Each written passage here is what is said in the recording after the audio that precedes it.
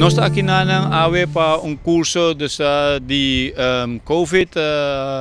problema ng respiratório e também com COPD, quarto problema ng de long. Anto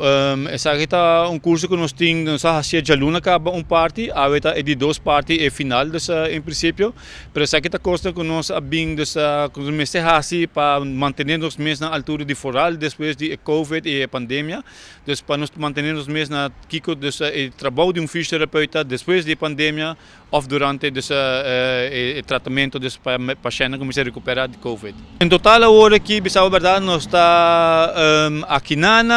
presente, pasó é curso online, então hope gente por fazer via casa também. Aqui na presente nós está just 2 agora aqui, pero na casa também tem algum que está fazendo e nós está em total 23 gente que está fazendo curso.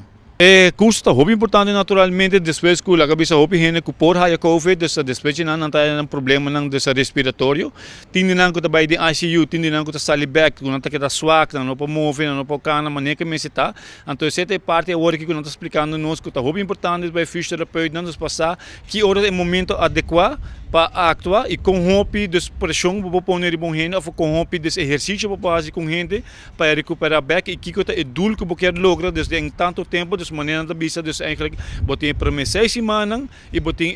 depois 6 semanas depois eigenlijk é parte de scuba back na vida normal eigenlijk.